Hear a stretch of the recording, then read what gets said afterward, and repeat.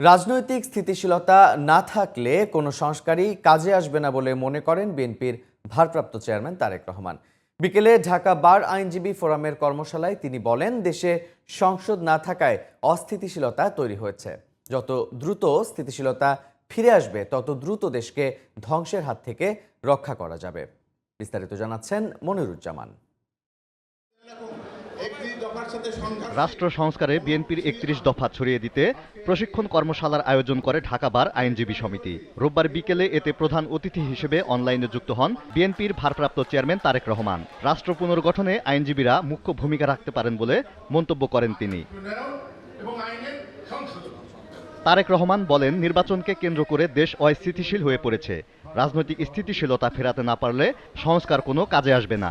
এই অস্থিরতার কারণে প্রত্যেকটি দেশের প্রত্যেকটি মানুষ সমস্যার সম্মুখীন হবে। কারণ যখনই রাজনৈতিক অস্থিরতা থাকবে, রাজনৈতিক স্টেবিলিটি যদি আমরা এনশিওর করতে না পারি, তাহলে আমরা যে যত সংস্কারই ঘোষণা করি না কেন, যে যত নীতি গ্রহণ করি না কেন, কোনোটিই সাকসেসফুল হবে না। সরকারের বিভিন্ন ব্যক্তির বিভিন্ন কথাবার্তা থেকে আমাদের কাছে মনে হচ্ছে তারা, এবং বিভিন্ন ব্যক্তির আলোচনা থেকেও ফুটে উঠছে যে তারা সম্ভবত তাদের লক্ষ্য থেকে কিছুটা হলেও বিচ্যুত হচ্ছেন ক্ষেত্র বিশেষে।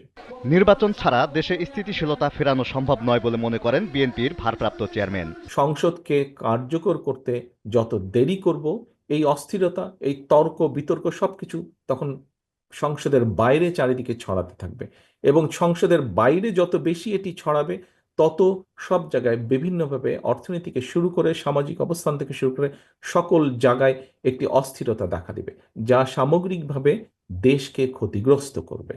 দেশে যত দ্রুত সম্ভব একটি স্থিতি অবস্থা আনা সম্ভব, তত দ্রুত দেশকে ধ্বংসের কিনারা থেকে ধীরে ধীরে বের করে নিয়ে আসা সম্ভব, সরিয়ে নিয়ে আসা সম্ভব। বিএনপি অনেক আগেই রাষ্ট্র পুনর্গঠনের প্রস্তাব দিয়েছে উল্লেখ করে তারেক রহমান বলেন, সুযোগ পেলে অবশ্যই সেগুলো বাস্তবায়ন করা হবে। এই ৩১ দফার লক্ষ্য উদ্দেশ্যই ছিল দেশ এবং দেশের মানুষ। Moniruzzaman, GTV news, Dhaka.